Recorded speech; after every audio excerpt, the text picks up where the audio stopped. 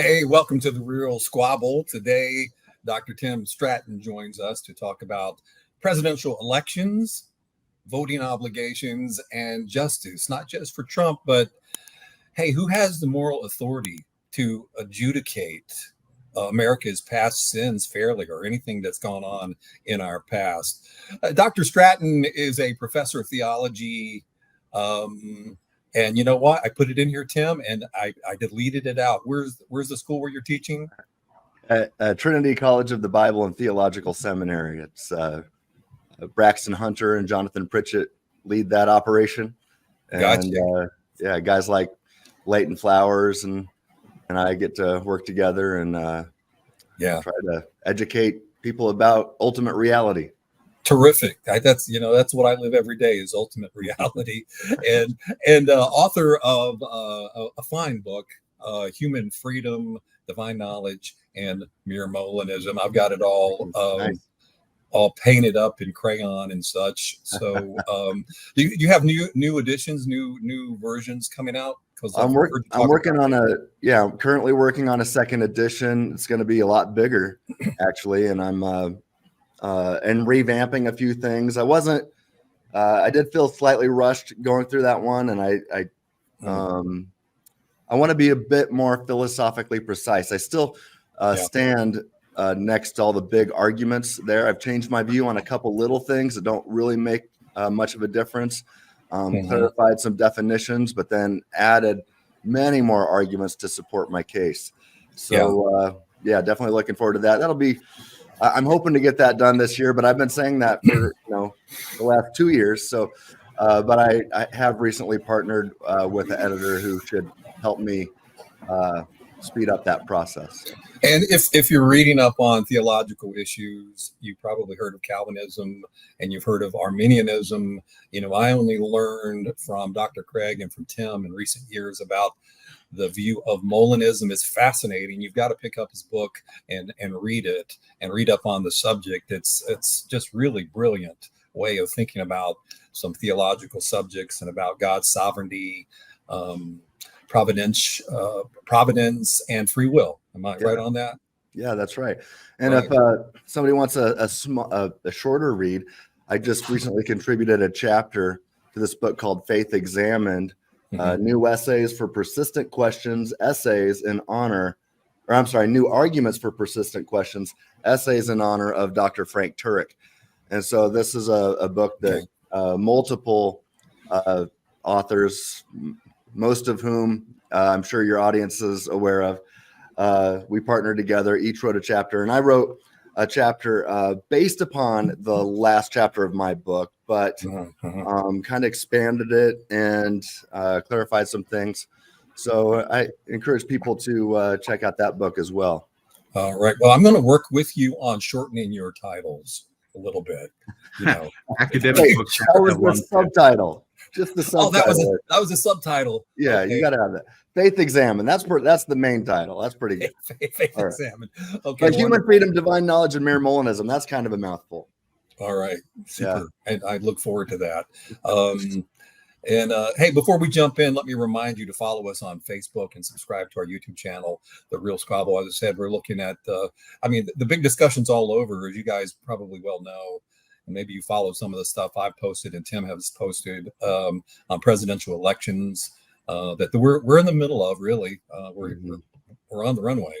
Voting obligations and justice is another thing that has come up recently. You see it, people saying whether or not Trump is getting justice or not getting justice.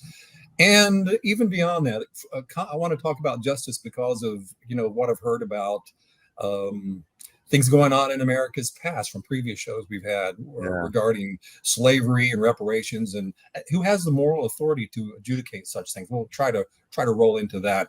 Hey, but before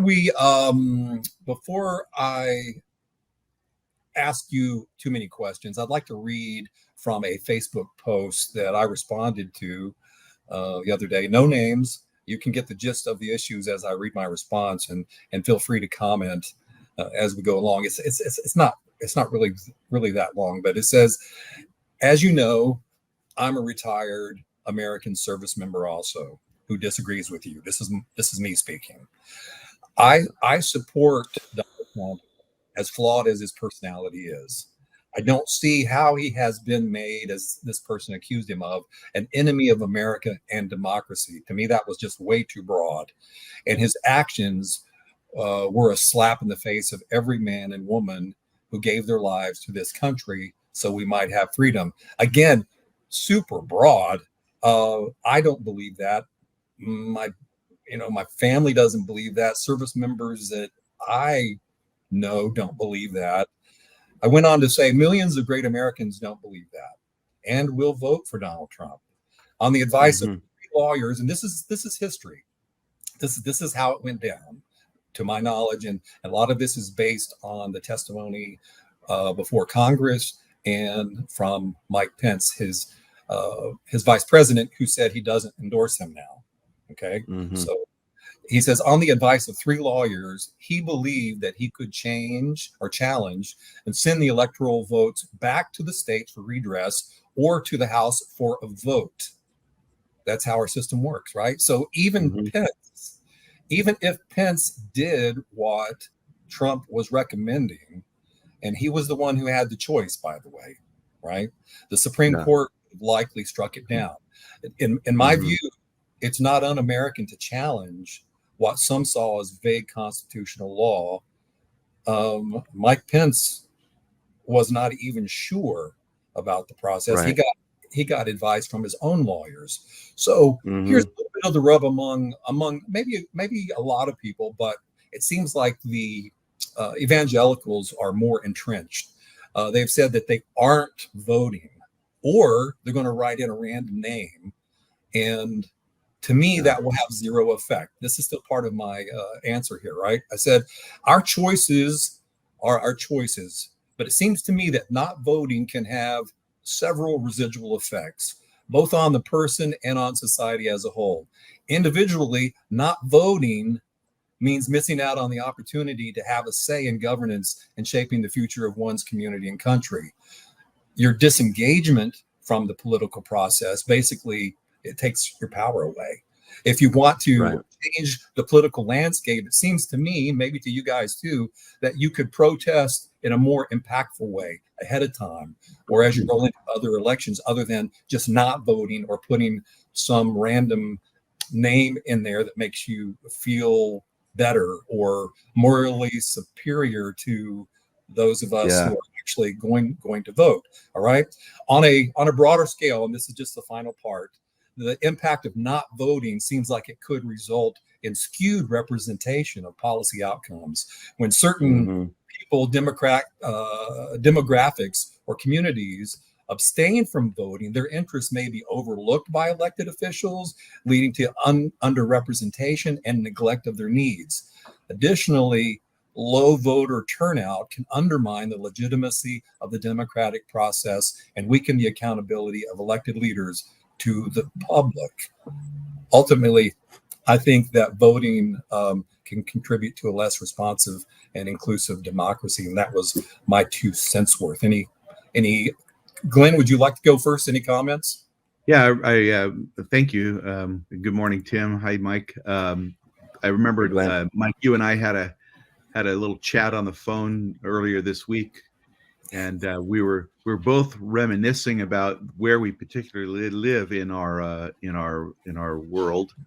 And I live in Washington State, and you live in Virginia, if I'm not mistaken, or Maryland. Yeah, Maryland. Those things over there on the East Coast always blend into one thing in my brain. Oh, okay. But whether or not you or I actually vote in the presidential election in our respective states, the Democrat is going to win. So we were reminiscing about that. Whether I vote for somebody or not. So I was telling you that I voted all of the tickets except the president ticket. I didn't vote the president ticket. Yeah. Now I kind of accepted that when we were speaking, but as I thought about it, I was like, well, actually in some states, like where people have won that are on the line, say like the state of Virginia, it gets carried most of the time by Norfolk, Virginia Beach, and the Fairfax area around northern Virginia. If actually all the people out there who could vote did vote, I think that they could win the state. But a lot of people have that mentality, oh, the big city's going to take it. And it's almost like a self-fulfilling prophecy. They are likely going to take it.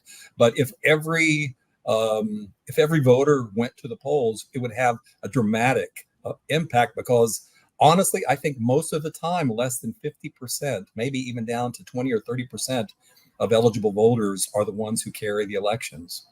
They're the ones who actually go to the polls. So, Tim, I said a mouthful there too, and I'm just wondering where you fall, because you've written some articles on us having a moral obligation to vote. You've had some kickback from one of our brothers, Dr. Baggett, down at Houston Baptist University. Him and a few other good brothers that we disagree with, maybe not as adamantly as others on Calvinism. But we're all still Americans. Many of us are Christians, and we want to have a peaceful, intelligent conversation about these things, regardless of which direction we go. And I would say, in light of the things that you write about as far as Molinism and God using human free choice in his providential plans, I take great comfort in knowing that regardless of whether I'm right or wrong, in my free will, and I said that the other day, I told someone that I think I told Dr. Purser down at Liberty University that I love the attribute of free will. It's a great thing, and I know that at the end of whatever's going on in all our good and bad decisions, that God is in control. So, well, that's because he has middle knowledge. Right. He has middle knowledge, right? Yeah. So being a Molinist really does impact everything I'm doing right now, just being even vocally on these political issues. And right before we started the broadcast here, I posted on Facebook, don't confuse the word politics with objective right and wrong. I think a lot of pastors today are scared to talk about political issues. So they ignore the objective right and wrong of things that we're swimming in this culture and that need to be addressed by Christian leaders. So I say, hey, politics, that's left and right. But objective right and wrong is north and south. And pastors can avoid the left and right issues, but ought not avoid the north and south issues. Got to be vocal about that. Now, many times when we do that, that affects the left and right. And oftentimes, I get this quite often when I'm speaking about the objective north and what's objectively right and wrong, people will conflate that with, oh, you're just on the right. And I say, don't confuse the north with the right. I like oftentimes, that. And oftentimes when we speak about things that are objectively right, or talk about things that are objectively evil, that does shine light on if you ought to be thinking politically right or left. But I put my theology first, and the reason why, I base my view on everything else based upon what I believe is true regarding metaphysical reality, and that includes theology, because God is the necessary foundation of ultimate reality. And so, I just let me hop in there if I could for 1 second, because I believe that people, I've been called a fanboy on Facebook of Trump, and worse, by the way. But my North Star is my Christian belief. And I am not a partisan Republican. I'm not even a registered Republican. I'm an independent. Right. So I believe about thinking it through. We can honestly think things through and come to different conclusions. But I try to think it through to weigh those issues. So just wanted to say that. Yeah. So, to your point about libertarian freedom, God's middle knowledge, I believe that is true. And so I believe that we have a responsibility to handle this libertarian freedom, which is a power to choose between alternative options, right? And I'm the source who decides how to choose here. Okay, if that's true, and I believe Scripture is clear that we have that power, and I also use philosophical arguments to demonstrate that we have that power. So that's in my book that you've already promoted, but there you go. So this is a God-given power that we have. He's given us power to choose, and that's what it means to vote. And so I think we ought to not take that power for granted, especially when it involves our neighbors. If it was just about me, I can see voting for a third party or refraining from the vote, but I feel a sense of moral obligation that I cannot do that because of the second of all greatest commands is to love your neighbor. And even to love your enemies. I think the best thing for Marxists is for Marxists to not be in power, right? I think the best thing, I think they will flourish. I think humans tend to flourish better when Marxism is not in power. And I think that Marxism is the biggest threat to Western civilization today. And when I say Western civilization, that's code word for Christianity, really, or at least for Christian values, or values that are consistent with Christianity, right? Judeo-Christian values. That's really what we mean when we say Western values. By the way, if there was no Jesus, there's no Western civilization today. If Jesus never existed, we would not have Western civilization the way we do today. I recommend Alvin J. Schmidt's book, How Christianity Changed the World. But I digress. Here's my view. And before I start, I want to make it clear, Glenn, that I totally get your position on refraining. And I may have done that. I haven't, but I could see how I could have done that in the past. This is why I can't do that now. I believe that we are blessed.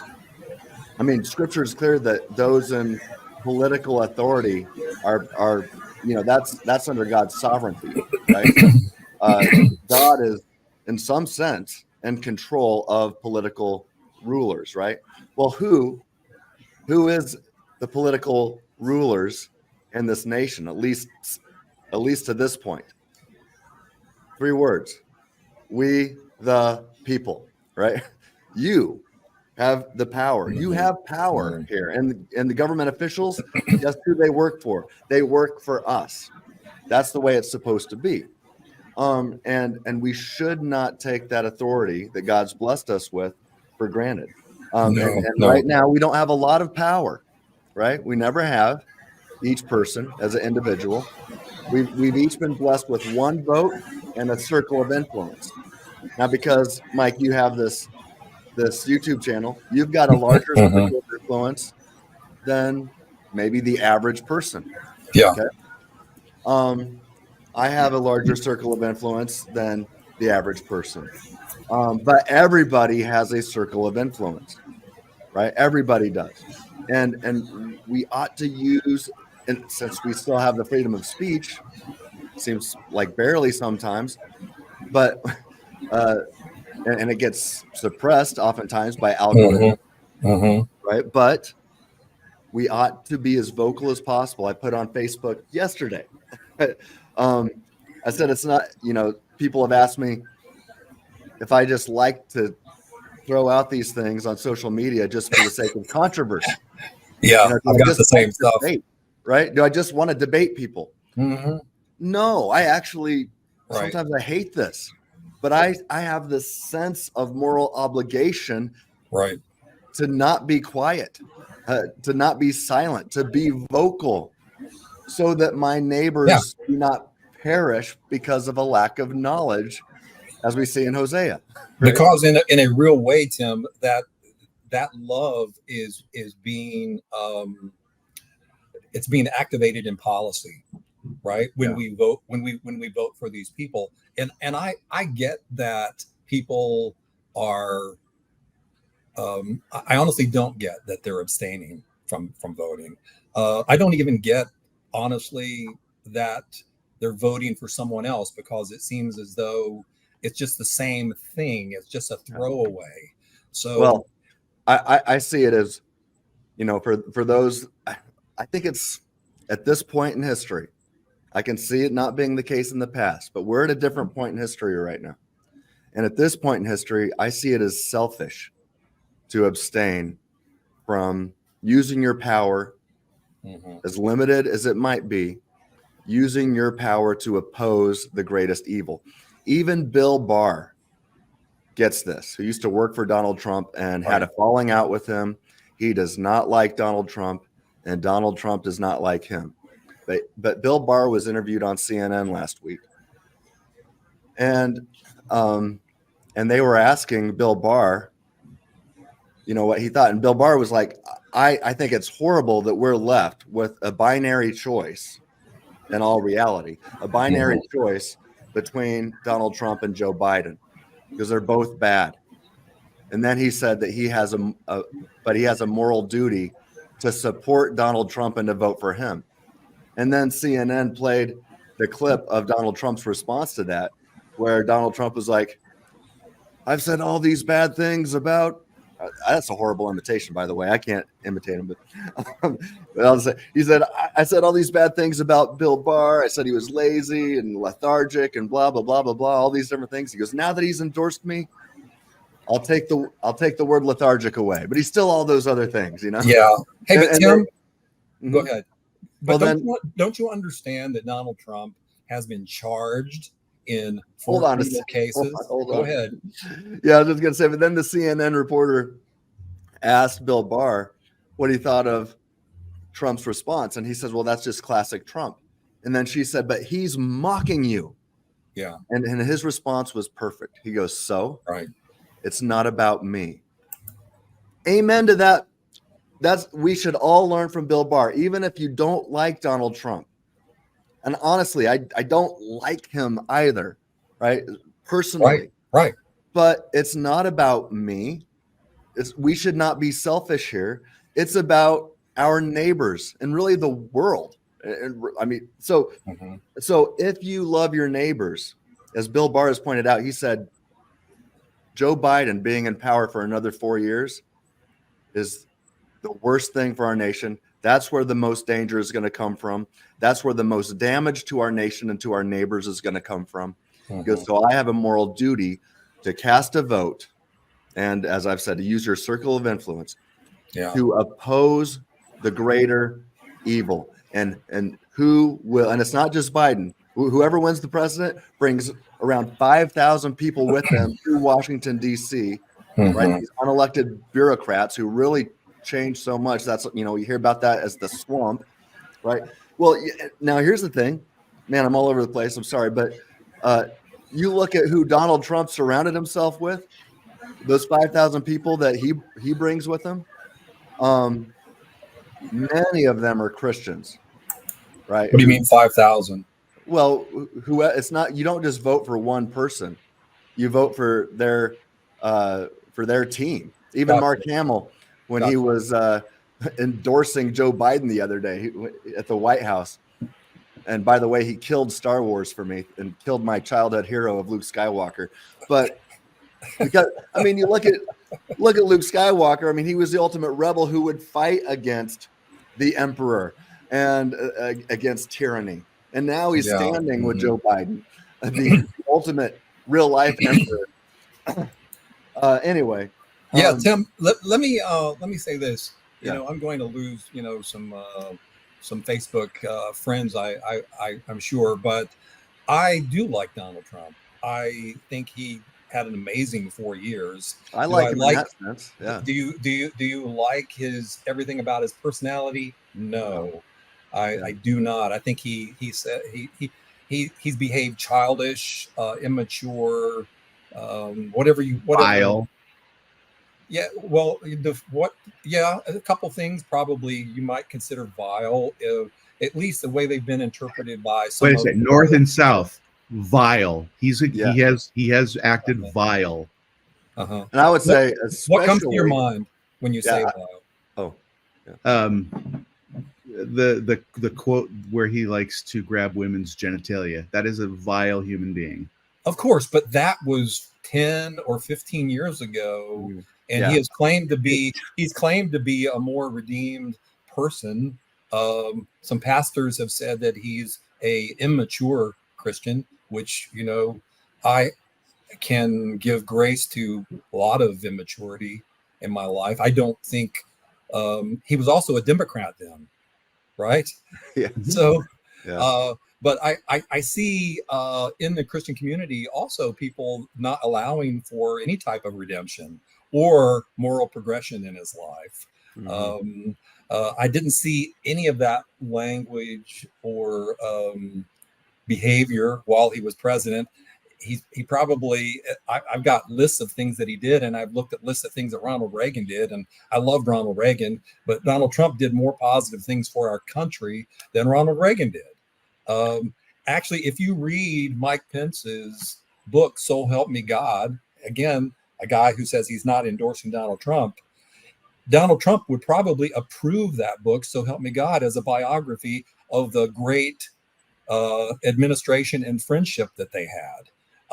It kind of came down to things that happened on January 6th and people's opinions on how that went down. There's people that say he incited a mob.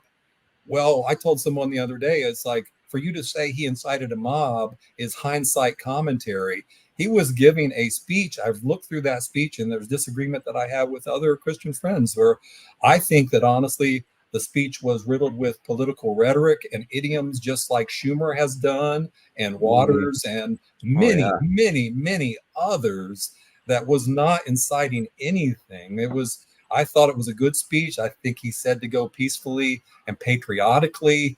He was 1.6 miles from the White House up there. So for him to be able to see what was happening, it takes 30 minutes to walk up there. He responded within 23 minutes, and he had 2 responses via Twitter, and then did a video before the afternoon was up. So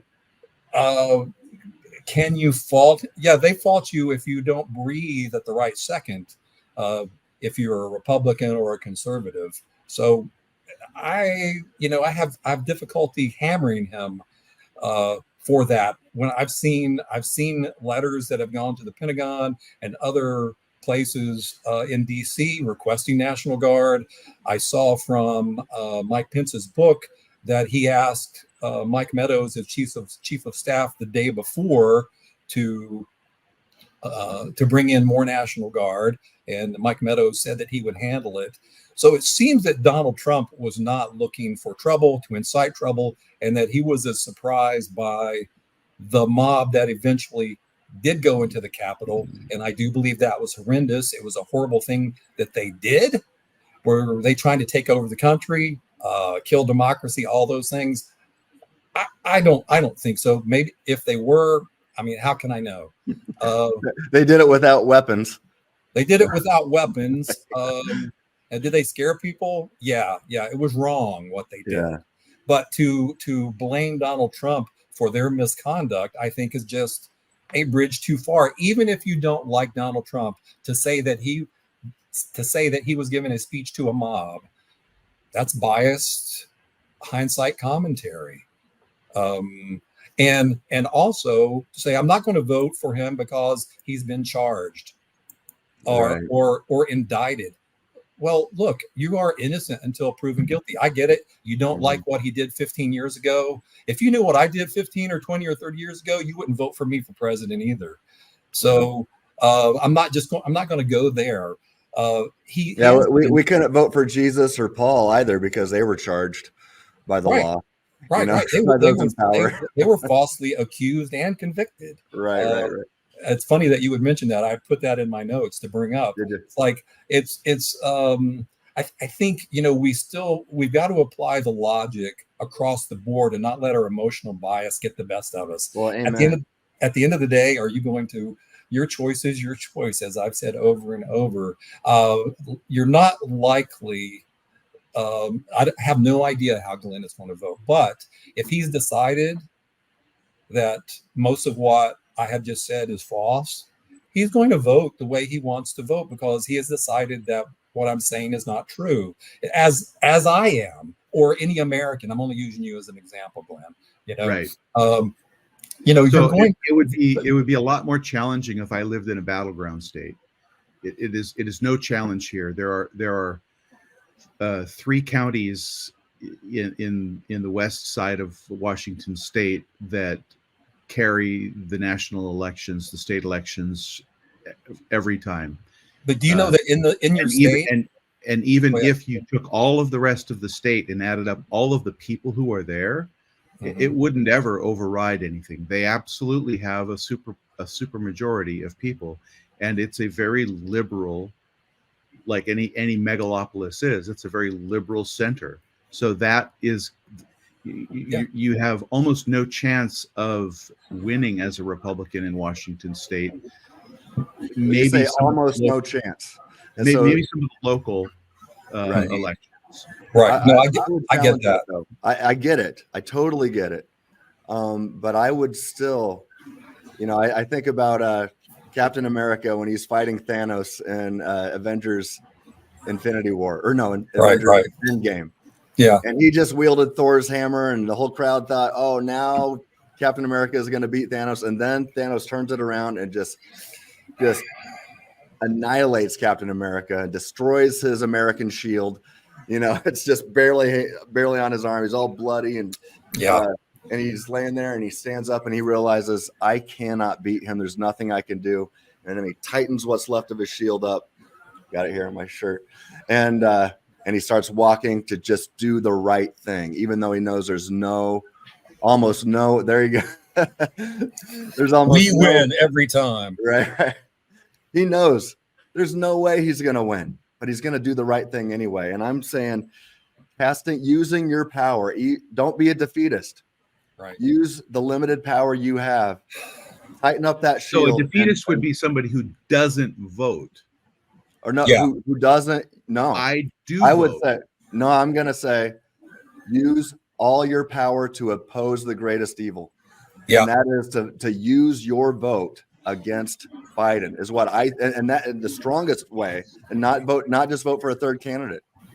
It is to vote for Trump. That's now I got to tell you, I am not going to seek to impose this upon your conscience.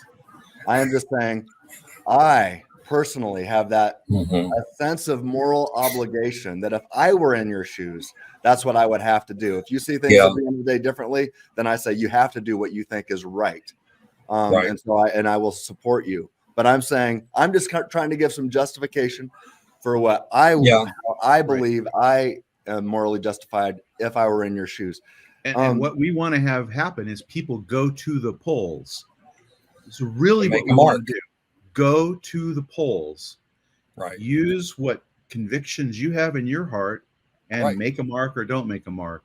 But if you don't go to the poll, you don't have an opportunity to complain about it. Yeah, that's the truth. Yeah. It's funny that you would bring up Marvel and all that, because I was going to bring it home just between you two tough guys, you and me. Tim. Oh no, Clint's disappointed now. I was in the Army. Doesn't that count? Yeah. Oh, yeah, I know. Yeah, I count it. Well, see, I don't even want to go up against you, man. But say Tim and I, Tim and I are in a fight, and Tim was a wrestler, right? I was an MMA fighter. MMA fighter, and I'm a black belt. Maybe you are too. I don't know. I am. Right, but in karate, and I studied in high school taekwondo and various forms of things. Yeah. But you've got a much tougher haircut than me, even though mine is pretty doggone tough now. You're likely in better shape than me, even though I can run 6 miles in under an hour for a 63-year-old. Yeah. But I gotta say your knees might be better than mine at this point. Maybe, but I'm also probably 20 years older than you. Yeah. I don't know. We won't go there.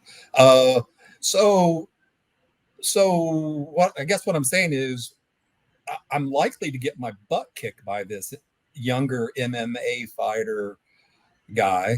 But you know what? If he comes at me, or I find myself in a situation where there's a fight that's going to affect me and my family, which is kind of the analogy I'm going with here, and those around me, I'm going to stand my ground. Maryland is not a stand your ground state, but I'm going to stand my ground, and Tim is likely to take me down.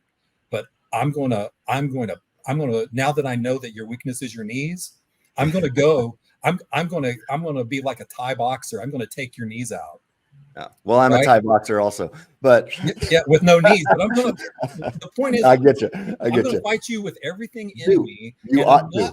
I'm not going to give control to the 90-pound weakling beside me who has no chance of beating you. Right.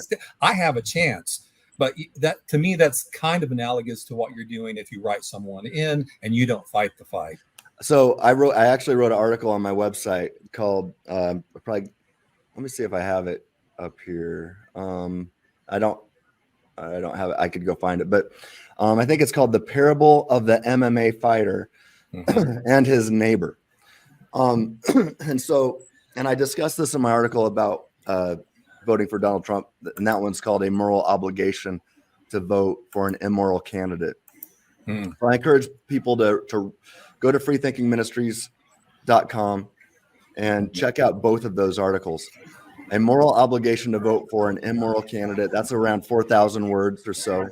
And I co-authored that, and it had the eyes of many scholars and academics on it, including those who disagreed with me, including Dave and Mary Beth Baggett. In fact, they were, we were discussing these things as I was writing it over close to a 2-month period of time. Yeah. And he disagrees with you.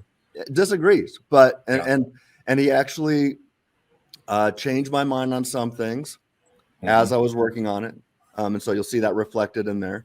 I went from, Glenn, I told you I wasn't going to try to bind your conscience. And my original goal was to do that in that article.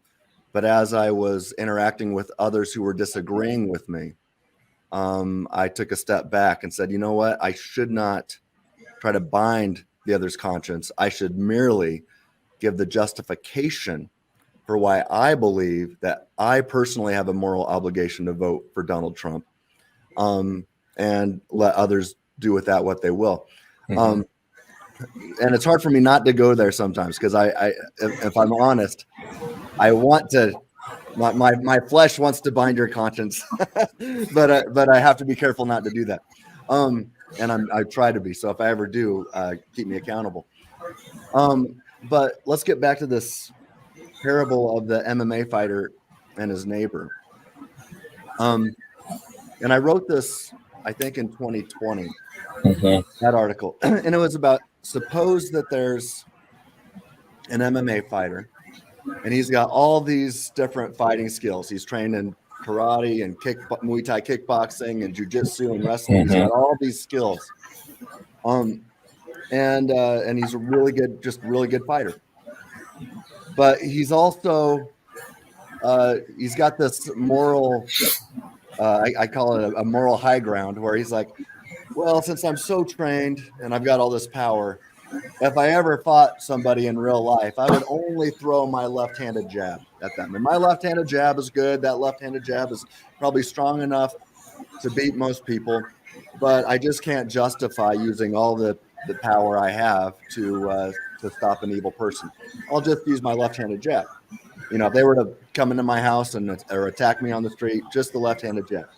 Well, now there's a suspected rapist and murderer on the loose, and one day he sees that his neighbors have left, leaving only their teenage daughter there alone, and he knows that. In fact, the neighbors asked him to keep an eye on the house. Well, he looks out the window and he sees the suspected rapist and murderer trying to get into their neighbor's house. And so he's like, I'm going to go defend my neighbor. Going to go defend my my neighbor, this teenage girl. And so he runs over there and he's like, "Stop it, bad guy. I'll fight you right now to defend her life." And then he only starts throwing these left-handed jabs. He goes, "I cannot justify doing anything else to you." And he just starts throwing these left-handed jabs. He doesn't use his full power. And ultimately, he loses to this guy, but he kept his moral high ground, right? But he loses to this guy. And then the guy goes on to rape and murder the teenage girl. Question in this parable: did the MMA fighter really love his neighbor? I'm going to say no. He failed her morally because he did not use the full power that he'd been blessed with to stop evil. Yeah. And that's the way I see it. Each one of us in America right now has one vote and a circle of influence. And we ought to use all of it.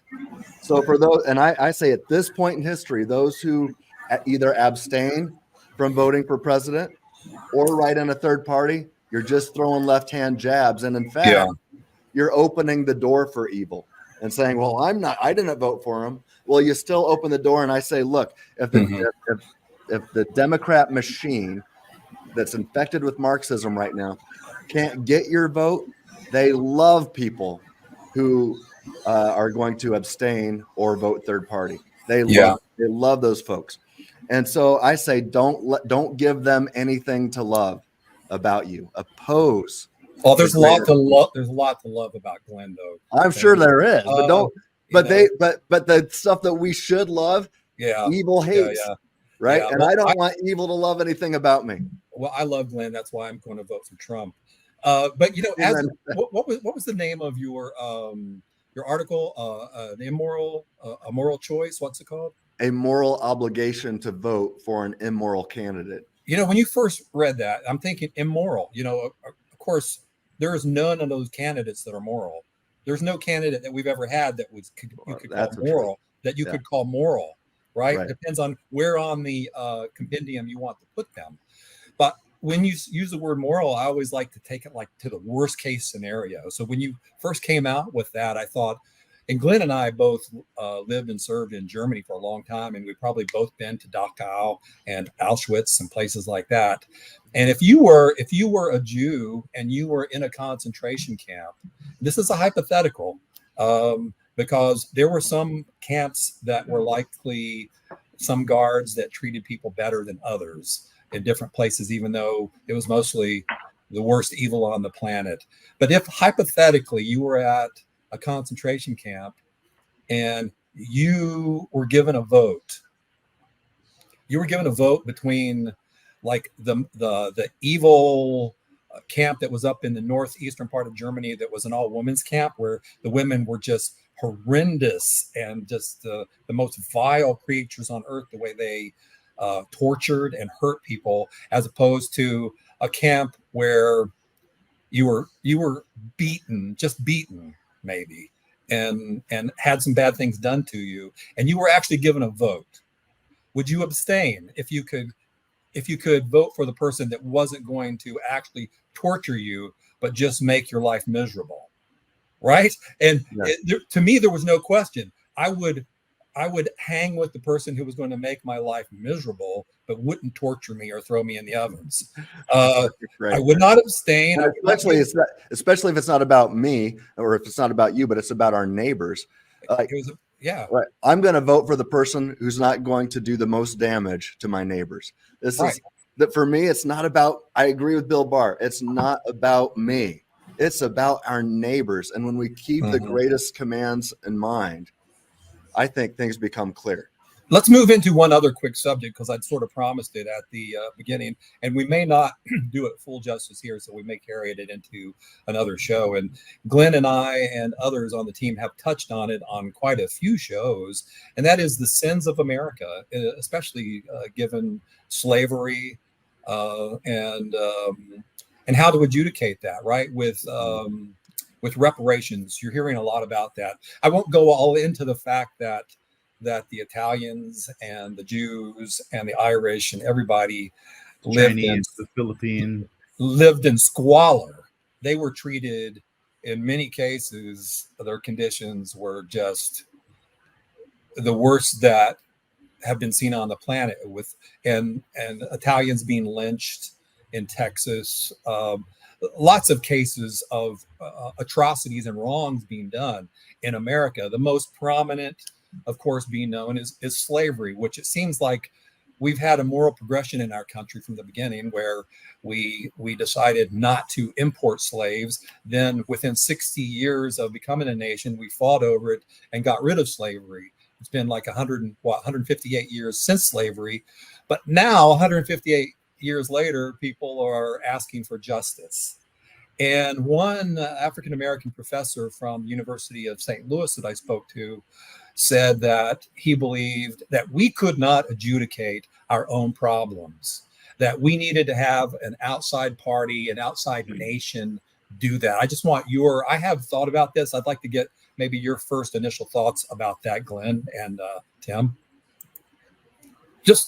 We don't have a lot of time, but I'd just like to hear what you think about. Do you think that we could fairly adjudicate that, given that we're told now that we live in a systematically racist country, and everyone seems to define that differently, right?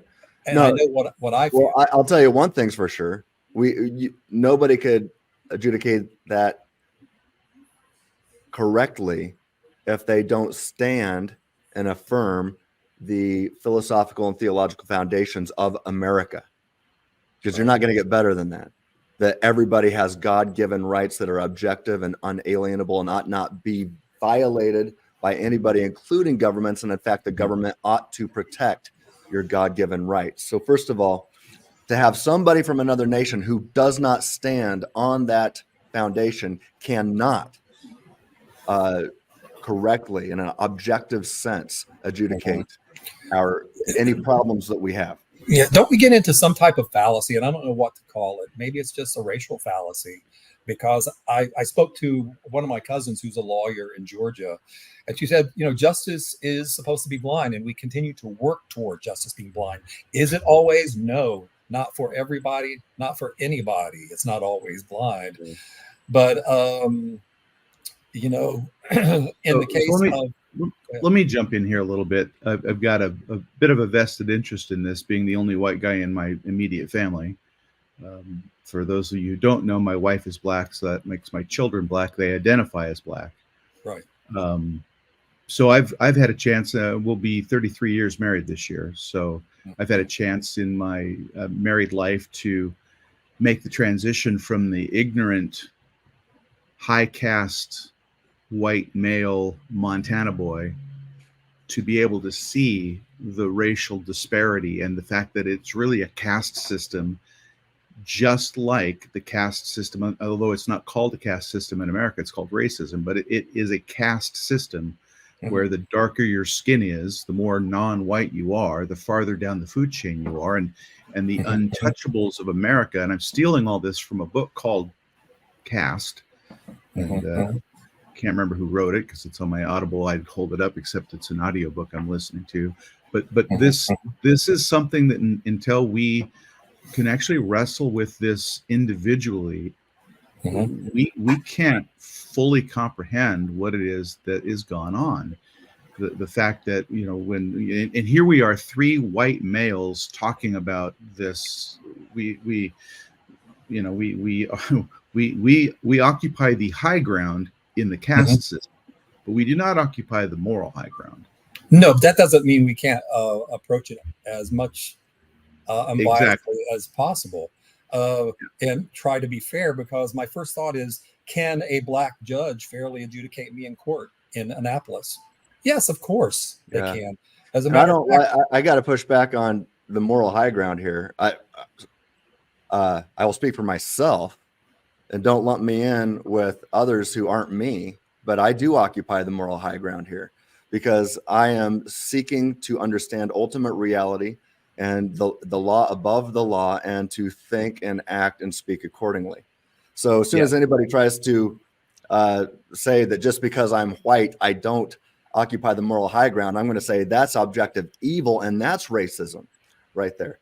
I'm not saying you're evil, but I hear this a lot from non-white people. So my point is just that because we are white males doesn't mean we occupy both the caste high ground and the moral high ground. That is Right. Even though things have come easier to us because of the situation that we occupy in the caste system, it does not mean that we automatically. Well, and to the caste system, it's vital to distinguish between how some people act culturally, and what's on the books, what is law, what is legal, and what is illegal. And we are not a caste system according to law. And so if somebody is treated opposed to objective reality, that's why we have the court system. And we ought to push back on that. Yeah, go ahead. Yeah. Let me jump in real quickly. I mean, I just want to say, I'm married. Really quick, I'm also married to. I mean, does she look white? Yes, but she's Native American, and so both my wife and my son are card-carrying Native American. So and we get some benefits from that. And I'm thankful. I am Native American. Yeah. I am Native American, Jew, and hillbilly.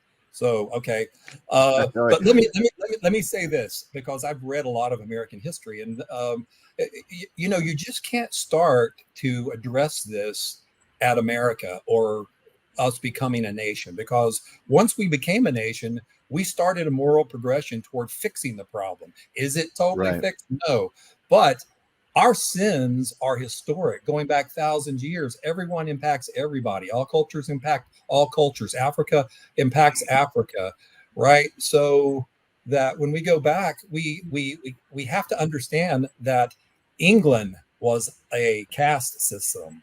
Europe was a caste system. It was all monarchies. And it was King George who was establishing the colonies of America. And they were all lords and ladies coming over, and my people, the hillbillies that went back into Appalachia, they were the peasants. They were not in the echelons of the caste system. They were not treated well. The Scottish people who came over, the Irish, the Italians, they were not part of a caste system. There was a historical, what do you want to call it? There could be historical afterglow. Mike, they were, because as soon as they got here, they were no longer the bottom rung of the caste as they were in Europe. They weren't. They were, at least I'm not black. It's something that you'd seen. My people, and it was an absolute reality. You may be poor and have absolutely nothing to call your own, but at least you weren't black. And that's how some reality. That's a reality of the caste system in America. No, it's not law. It's like say the caste system. Right. The caste system isn't law in India either, but it's still an issue. It is illegal. Right. Now, there's where I don't disagree with you. I think it's an issue. I think it's an issue that we should work to resolve. I believe that we should stop addressing it, though, by the color of our skin, kind of like Martin Luther King Jr. did.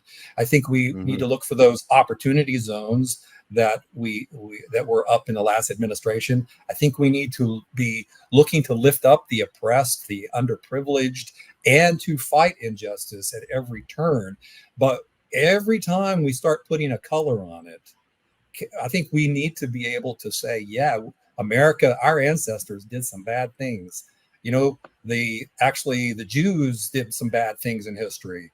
God, banished them a few times here and there. We've all have sin as part of our nature, if you take it from a Christian worldview. Right. If you don't, then you have no moral high ground, as I think Tim was alluding to. You have social, whatever you assert or vote on to be right or wrong. It's not objective, I guess is what I'm saying. It's a subjective moral underpinning for law. But I think our laws are based on a higher subjective law. And I, for one, and I've said this to my black friends, and I've said it to Glenn and I think we've touched on this before, Glenn, right? But it's like, if I see something in law, I'm going to fight to fix it. I'm a person, I'm that Captain Marvel type. I don't like to see anyone. Captain America, not Captain Marvel.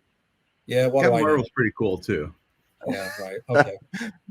But if I see injustice, ever since I was a child, and I grew up as a my roots are in Appalachia, but I'm a military brat. I grew up very cosmopolitan. I hate injustice in anyone. Was I impacted by some discrimination thinking from my family historically? Yes. And I remember my grandpa, whom I love a lot, me questioning him, a guy who was born in 1808, about being a racist. I went there, right? And he said, no, I just think they need to be in their place and we need to be in our place.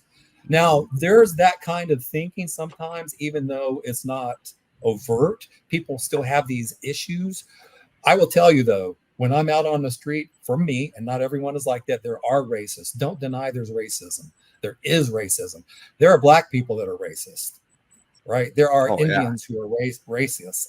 When I came back from Germany as an American military brat, I was greeted by African-American racists at my middle school. Now, maybe they felt justified because of the things their parents and grandparents had told them about how white people treated them, but they did not improve the situation with the way they treated me, because me as a cosmopolitan military brat and a person from the South, I was immediately discriminated against and got into a lot of fights that I didn't initiate. That was my experience. Everyone has different experiences. That's not systematic. That was just pure and simple person-on-person hatred, which still exists. I hate it. I think us as Americans, especially as Christians in that North and South vein, we should always fight that, because there are people who are not thinking that way, that are white and every other color within our political system, that are not thinking that way, and will use the victim oppressor mentality of Marxism that you touched on earlier to create a divide in us. And we have seen that rhetoric that James Lindsay has spoken of on neo-Marxism and how the modern cultural Marxism, though, that racism and other things, even the things going on with the Jews now, it's being used as a wedge to get between American people.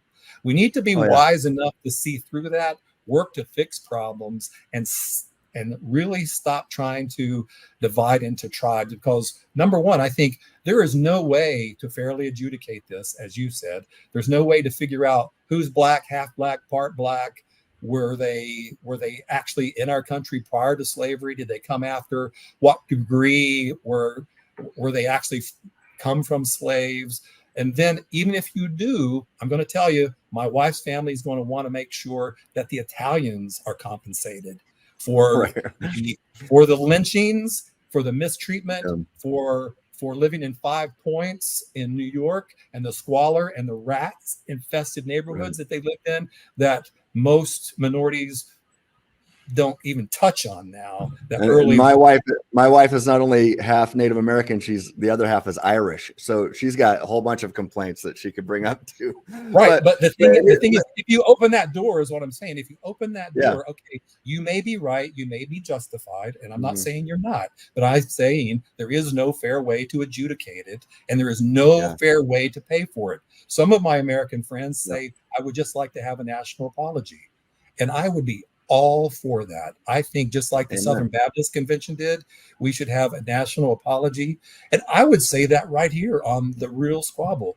I am so sorry that my ancestors, if any part they played in it and our nation played in hate and discrimination and anything that is a residual effect in today's modern society, I deplore it to my bones as a Christian person. And I see us all as one blood, as Acts, the book of Acts talks about.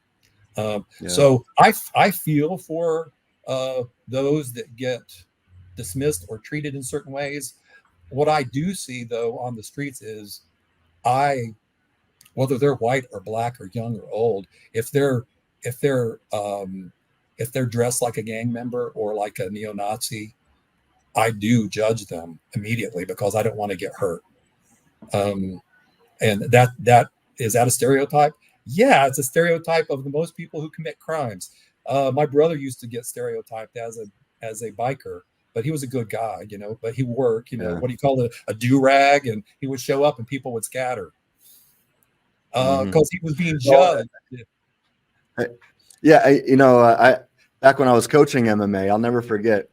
One day it was open mat, and I was working out with some guys and wrestling with them and everything. And then this young black man walks in the front door, and he looked at me, and he gave me this weird look. He just wanted to come check the place out because he wanted to learn how to fight. And he looked at me, and he gave me this look like, "Oh, you're a skinhead." And then he goes, "But then you smiled at me, and I could see the Holy Spirit in your eyes." Oh. and he's an awesome Christian, and we became brothers. Yeah. And we both punched each other so many times it was crazy, but we were brothers. And I love that together. Right. We fought and bled together, cried together, prayed together, and we were brothers. And the color of our skin just did not matter. But you asked, the original question is, how do we fix the sins of America's past? Well, you can't fix them because they're always going to be there. It's not like you can erase them. But here's what we do. One thing's for sure is you can't fight racism with more racism. It doesn't work. That's like say, hey, there's objective evil. Let's use objective evil to destroy objective evil. You can't do that. That's just going to make things worse. So the question is, and this gets us into gospel territory and on the atonement and how. The words I'm going to use now is the exact words I have used to explain the atonement and how the gospel works, how to restore damaged relationships, because that's what we are. God is necessary perfection, and we are infection. So we mix with God like oil and water, right? We were infection by definition cannot mix with necessary perfection. And so, but we were created to mix with God. That's the purpose, the objective purpose of our existence. But now, because God is perfection and we are infection, we mix together like oil and water. So we need help. So now the question is, how is a relationship restored? So it goes like this. God, as the offended party, has to be willing to take the harm, has to be willing to say, you know what? You did evil against me, and I'm not going to seek to do the same in return to you. I want the best for you. I want you to flourish. But the offending party has to be willing to repent and say, I am sorry, just like you just did. Say, I am sorry. That was wrong. I want to live for you, and I want to be in a love relationship with you. And so when the offended party is willing to take the harm and just take it and say, it's not, I am not going to seek to get anything back from you because I love you and I want you to flourish. And the offended or the offending party says, I am sorry. I want to make things right. I want to love you. Then damaged relationships can be restored. And let me tell you, many people, especially of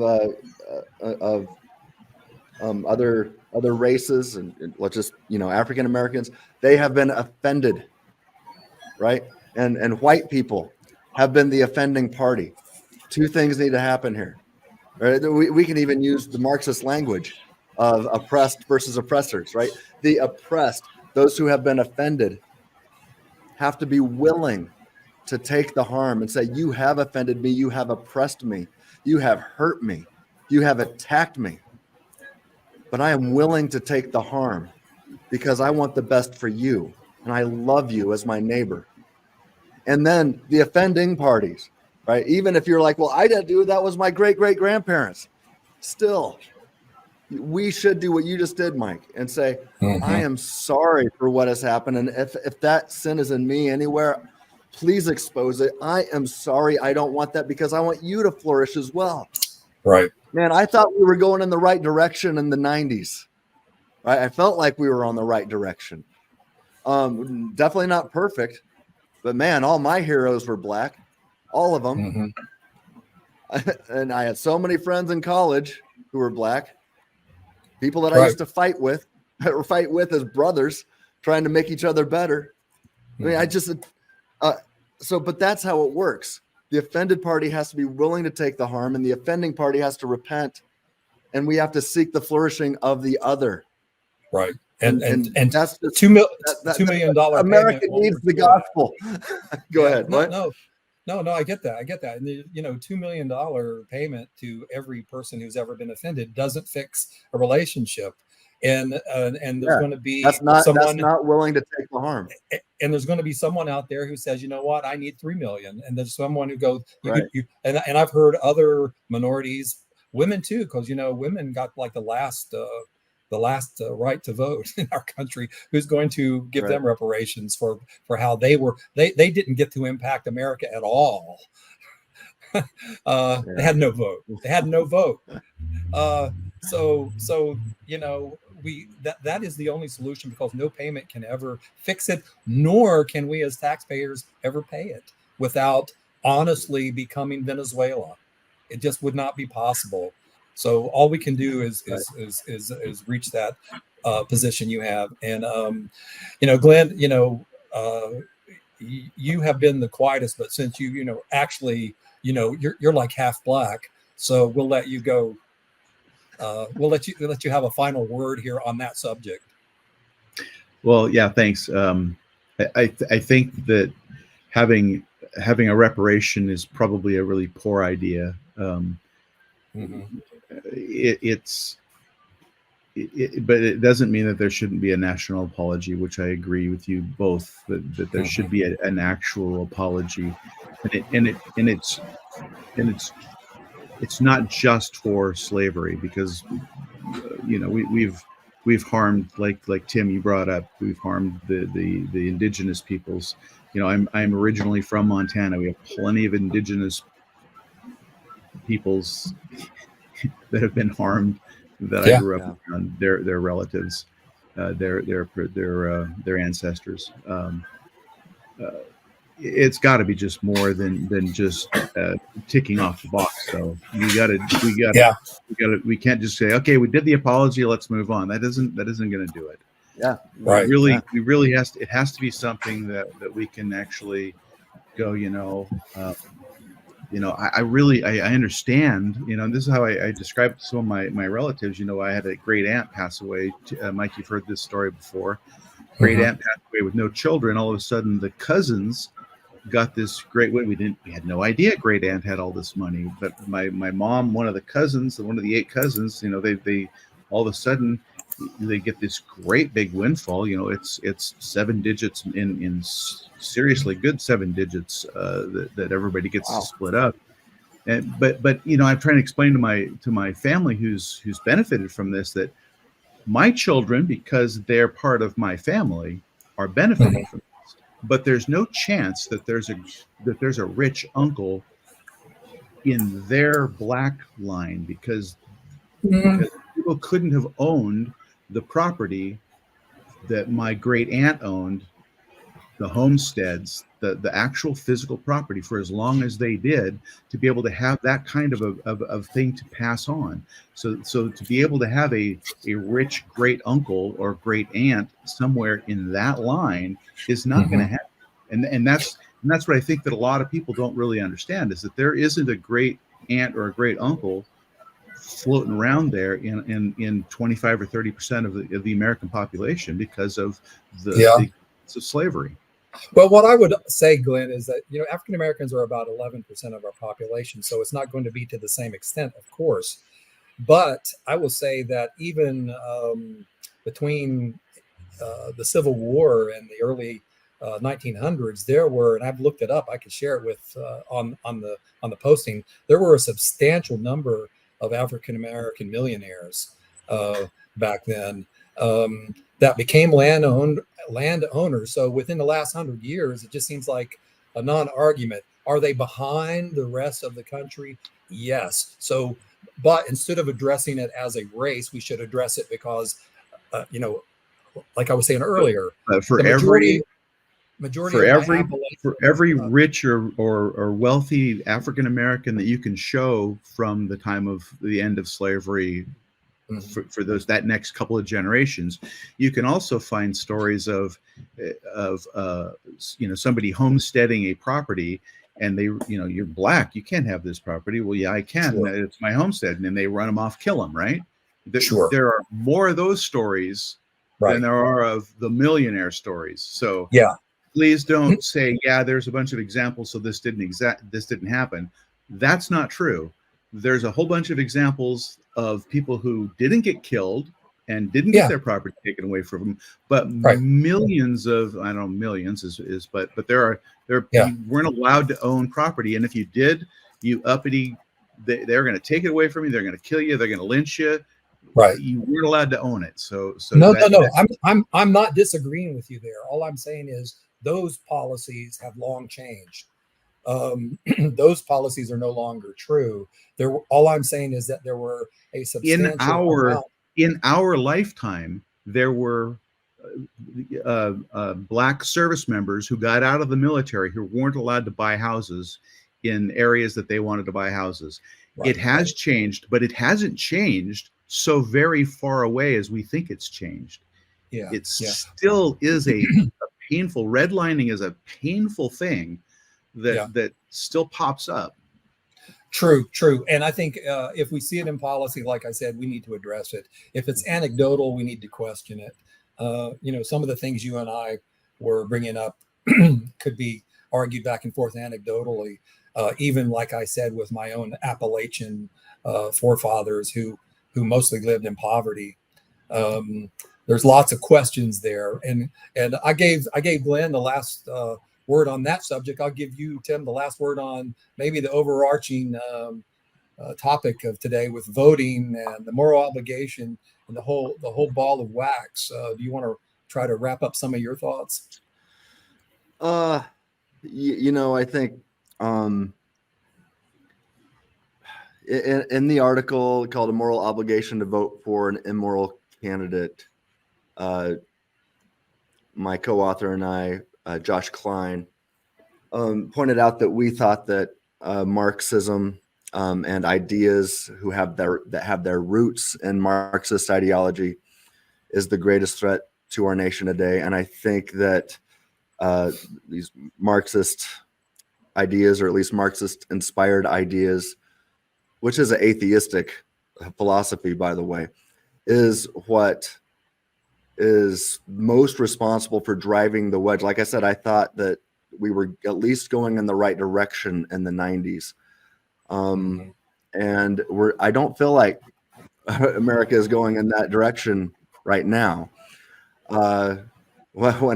If I've ever said "Make America Great Again," what I mean by that is, can we at least get America going in the right direction again? Because I think we've totally been derailed. And we see more opposition with each other right now. Racism seems to be all over the place now on both directions, with one side saying it's impossible for them to be racist because they're changing definitions.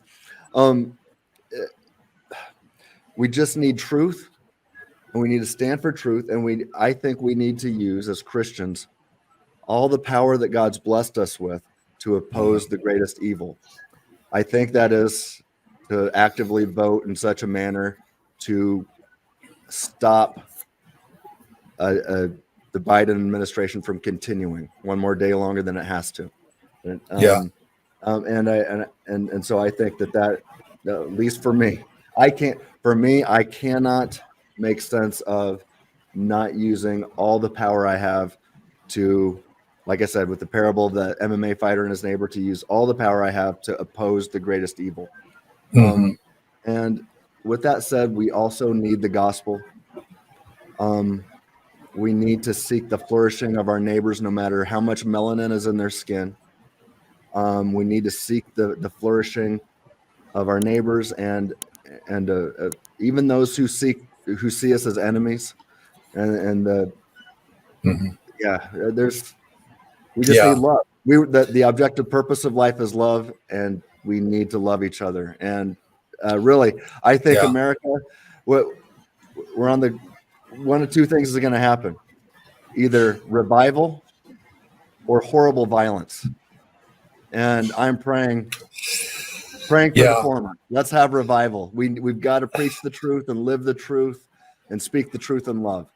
Yeah, it's interesting that you would. It's interesting that you would say that, because there's a movie, Civil War, that's out or coming out that seems to be, to me, if anything could incite people, that would be that movie or that thought of Civil War. I haven't seen that. I swear that I pray that our country never becomes so emotionally entwined that they can't think straight and work out the problems that we have. I pray that every day.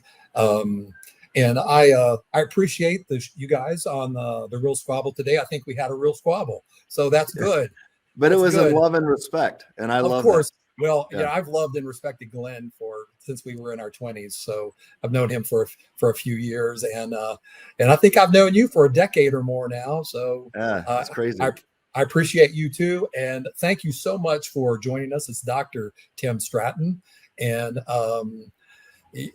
Glenn Wolf, my good friend out in Seattle. You go to a Starbucks and have a cup of coffee for us.